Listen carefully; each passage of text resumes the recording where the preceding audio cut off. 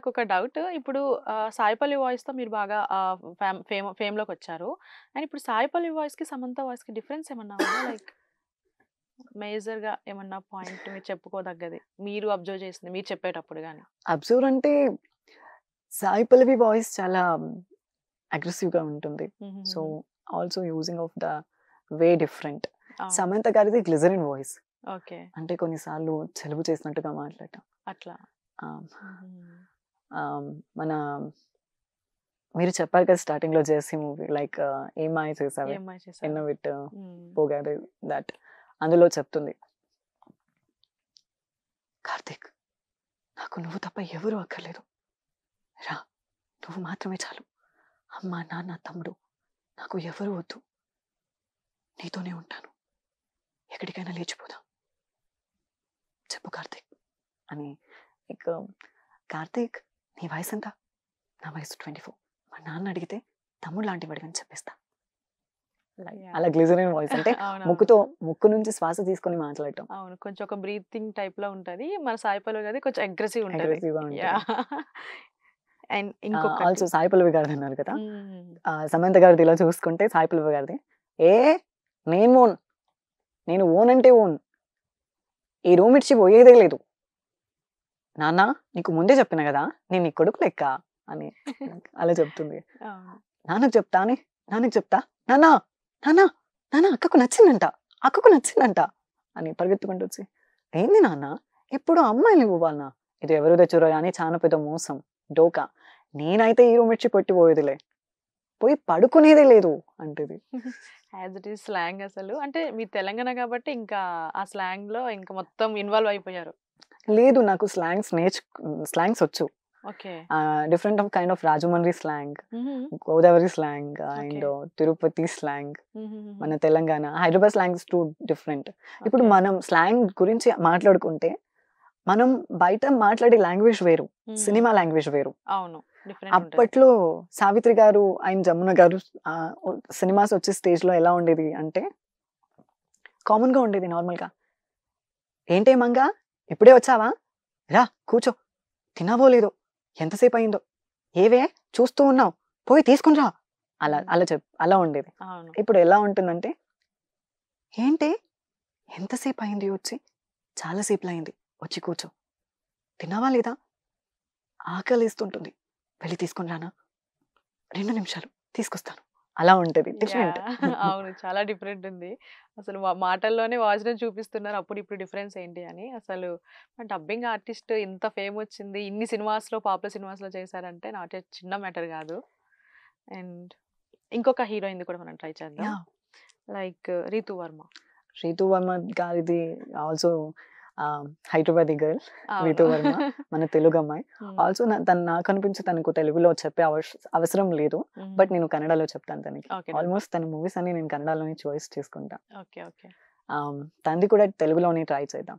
Done. ఒక్కసారి చదివేసిన పుస్తకాన్ని మళ్ళీ చదివితే కథ మారుతుందా? లేక ముగింపు మారుతుందా? మారింది అని ఆశపడటం పిచ్చితనం. మారింది అని భ్రమపడటం మూర్ఖత్వం. చాలా చెప్పారు.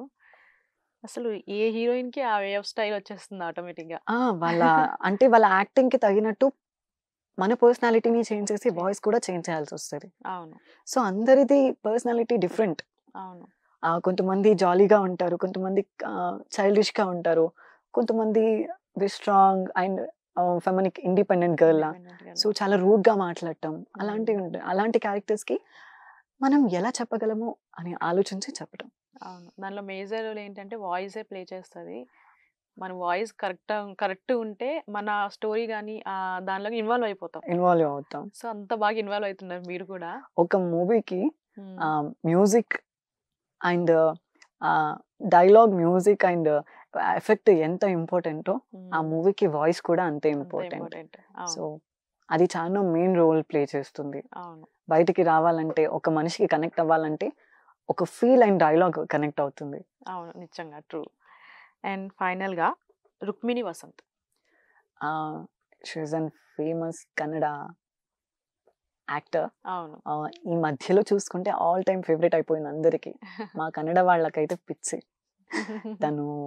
తను సప్తసాగరాలు దాటి అని ఒక మూవీ తీసింది. అవును. ఆ మూవీలో నేను ట్రాక్ చెప్పడం జరిగింది. ఆల్సో తెలుగులో మన మహతి గారు చెప్పారు. సో దాన్ని ఒకసారి ట్రై చేద్దాం. Yeah sure. వాడి కోసం ఎన్ని సంవత్సరాలైనా వెయిట్ చేస్తాను నేను. నిద్ర పట్టట్లేదు, జరిగినవన్నీ గుర్తొస్తున్నాయి. అలా గుర్తొచ్చిన ప్రతిసారి మన లైఫ్ని ఫాస్ట్ ఫార్వర్డ్ చేసుకొని చూసుకుంటున్నాను. నువ్వు ఎప్పుడొచ్చినా, ఏ ఏడాది వచ్చినా, వచ్చే ఏడాది వచ్చినా, 5 ఏళ్ల తర్వాత వచ్చినా, 10 ఏళ్ల తర్వాత వచ్చినా నీకోసం వెయిట్ చేస్తూనే ఉంటాను. ఓకే. చాలా బాగా చెప్పారు. అసలు ఇంతమంది హీరోయిన్స్ వాయిస్ చెప్పారు కదా, సో మీరు కష్టంగా అనిపించిన సిచ్యువేషన్ ఏమన్నా ఉందా? ద ఫస్ట్ మూవీ చాలా హర్ట్ అనిపించింది, తిట్టడం అలాంటివి జరిగాయి. ఓకే. ఫ్రీక్వెంట్ గా ఒక హాఫ్ మూవీ చెప్పేసిన తర్వాత మిగతా హాఫ్ వాయిస్ మ్యాచ్ అవ్వట్లేదు మళ్ళీ చెప్పడానికి వెళితే. అప్పుడు చాలా మొత్తం డిలీట్ చేసి మళ్ళీ చెప్పించారు. మళ్ళీ ఫస్ట్ నుంచి అది అప్పుడు ఎందుకు వచ్చాను రా బాబు అనిపించింది. బట్ ఇప్పుడు అది రొటీన్ అయిపోయింది. జస్ట్ ఎలా అలవాట్లో పొరపాటు అన్నట్టుగా ఎలా వెళ్ళి మాట్లాడినా కూడా అది పెద్దగా ఫరక్ అనిపించదు. ఓకే, నిజంగా గ్రేట్. ఇప్పుడు మీరు చెప్పిన దాన్ని బట్టి చూస్తే కన్నడ, తెలుగు చెప్పారు. అదర్ దాన్ కన్నడ, తెలుగు ఇంకేమన్నా లాంగ్వేజెస్ లో చెప్పారు? తమిళ్, మలయాళంలో చెప్పారు. తమిళ్, మలయాళంలో చెప్పారు. ఆల్మోస్ట్ జరిగేవన్నీ తెలుగు నుంచి వచ్చేవన్నీ ఆఫ్లో చెప్తూ ఉంటా. నిజంగా గ్రేట్ అసలు. ఇప్పుడు మీ ప్రొఫెషనల్ లైఫ్లోకి వస్తే లైక్ మీరు ఒక సైకియాట్రిక్ చేస్తున్నారు కదా జాబ్ కూడా, సో ఎలాంటి పేషెంట్స్ మీరు ట్రీట్ చేస్తారు? చాలా డిప్రెస్డ్ పేషెంట్స్, మానసికంగా వాళ్ళు చాలా లోన్లీగా ఉన్న హార్ట్స్ని కొంచెం రీఫిల్ చేస్తాం. ఓకే. అలాంటి వాటిలోకి వస్తే చాలా లవ్ కేసెస్ కానీ, family matters, gender confirmation cases కానీ అలాంటివి ట్రీట్ ఇస్తుంటారు. అంటే ఇప్పుడు ఒక పర్సన్ని మీరు మోటివేట్ చేయాలంటే ఏ విధంగా మోటివేట్ చేస్తారు? ఆ పర్సన్ థింక్లో ఉండి అక్కడనే ఉండి తన నుంచి ఆలోచించేలా చేస్తాను. This is the right are wrong, ఇది నువ్వు చేయగలవా లేదా, so you can do it, simply think. So అలాంటివి ఒక పర్సన్తో చెప్తే, ఏవి చేయలేని వాళ్ళతో వెళ్ళి చెప్తే you definitely do that everything. Okay, నేను ఏదైనా చేస్తాను, పర్లేదు నేను చేస్తాను అని ఒక ఆలోచన, పాజిటివ్ థాట్ వస్తుంది. సో అన్నిటికంటే పాజిటివ్ ఎన్విరాన్మెంట్ చాలా ముఖ్యం ఒక మనిషి ఏదైనా చేయాలి అంటే. ఓకే, అవును. అండ్ ఇప్పుడు ఒక చిన్న టాస్క్, లైక్ ఏంటి అంటే, మా ఫ్రెండ్ ఒక అమ్మాయి ఉంది, తను యాక్చువల్ సాయి పల్లవికి ఫ్యాన్. ఒక చిన్న ప్రాంక్ కాల్, మీరు మాట్లాడండి, తన రియాక్షన్ ఏంటో చూద్దాం. మీరు తను ట్రస్ట్ చేస్తుందా లేదా సాయి పల్లవి అని. ఓకే, ఓకేనా? నేను కాల్ చేస్తా. ఫస్ట్ ఒక అమ్మాయికి కాల్ చేస్తాను.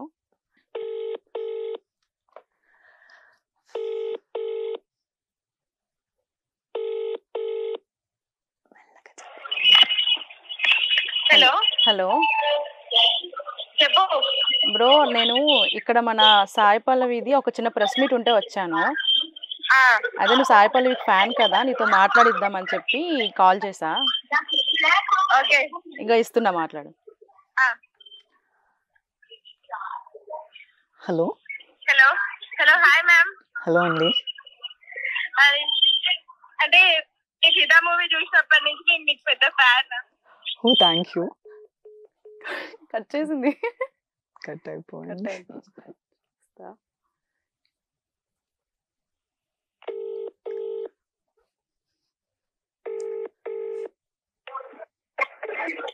మాట్లాడరా. హలో హలో, ఏదో చెప్తున్నారు. అదే మీకు సీతా మూవీ చూసినప్పటి నుంచి మీకు పెద్ద ఫ్యాన్ మేము.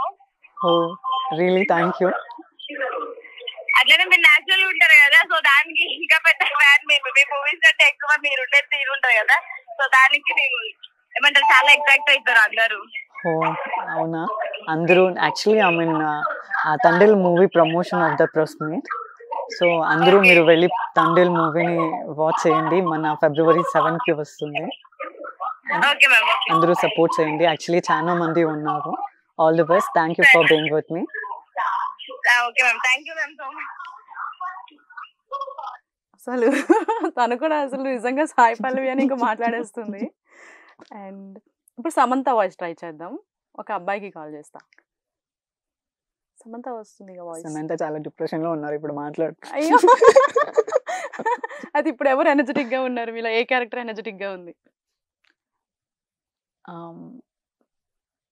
మరి సాయి పల్లవి ట్రై చేద్దామా? అవికా గౌర్. అవికా గౌర్. అవికా గౌర్ ఇలా ఒక మూవీ ప్రమోషన్‌కి వచ్చాం మాల్‌లో. హుహు. సో, అవికా గౌర్ ఉన్నారు. హ్మ్. నువ్వు అవికా గౌర్ ఫ్యాన్ కాదులే కానీ మాట్లాడమని చెప్పు.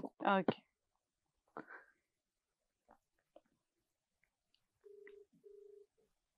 హలో. రామ్. షాన్వి చెప్పు. ఇది రామ్, నేను ఇక్కడ మన అవికా గౌర్ ప్రెస్ మీట్‌కి వచ్చాను. ఓకే. ఓకే. మరి అంటే నువ్వు ఫ్యాను కాదు. బట్ మాట్లాడతా అంటే ఫోన్ ఇస్తా, మరి మాట్లాడతావా? ఒక్కసారి ఇస్తున్నా. హలో. హలో ఎలా ఉన్నారు మేడం? నమస్తే మేడం. మీ SIM actually it's not working. Hello hello madam మీ పెద్ద ఫ్యాన్ మేడం. మీరు నా లో దయ్యం సినిమా చేశారు కదా, అది ఎంత మాకు అసలు సూపర్. అసలు ఓకే. నేను ఏం మాట్లాడాలో అర్థం కావట్లేదు నాకు. సడన్ గా ఫోన్ చేశారు. అవునా? యాక్చువల్లీ ప్రెస్ మీట్లో ఉన్నాం, అందుకే కాల్ చేశాను.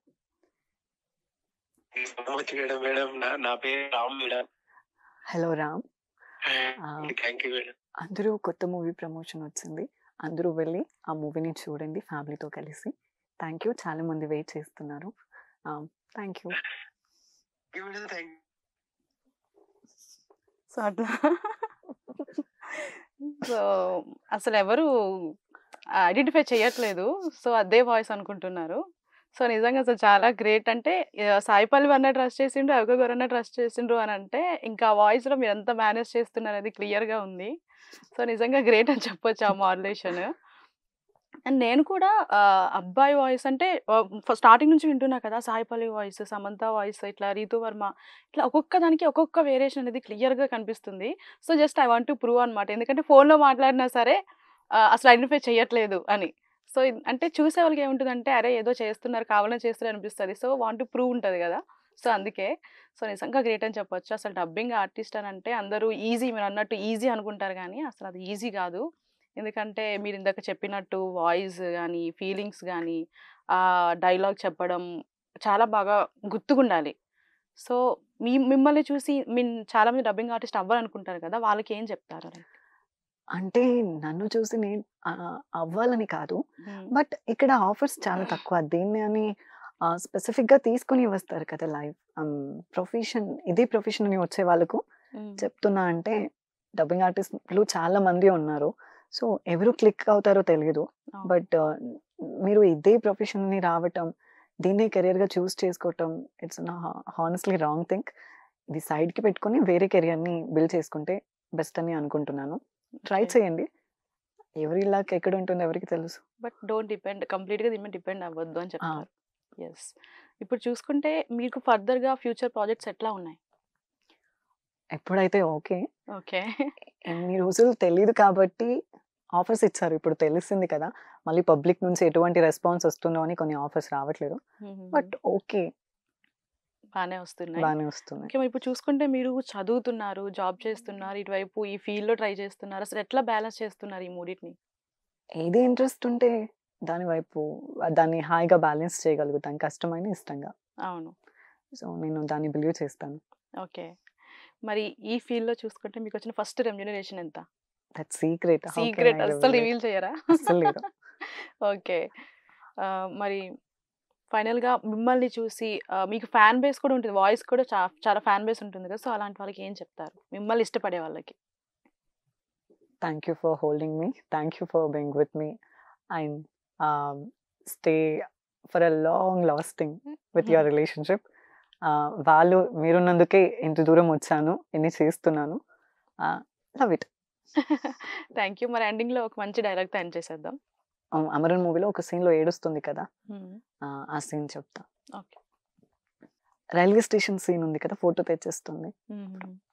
మాకుందే ఒక చిన్న ఫ్యాంటసీ, అంటే బోర్డర్లో ఉండే వాళ్ళు వాళ్ళ లవర్ వైఫ్ ఫోటోని పర్స్లో పెట్టుకుని అప్పుడప్పుడు చూసుకుంటూ ఉంటారు కదా. నేను మా ఇంట్లో ఒక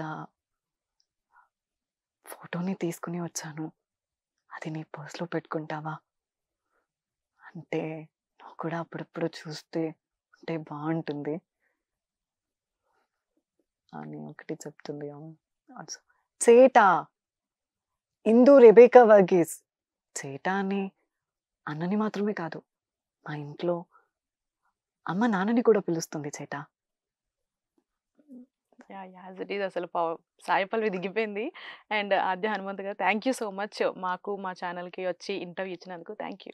thank you for inviting me.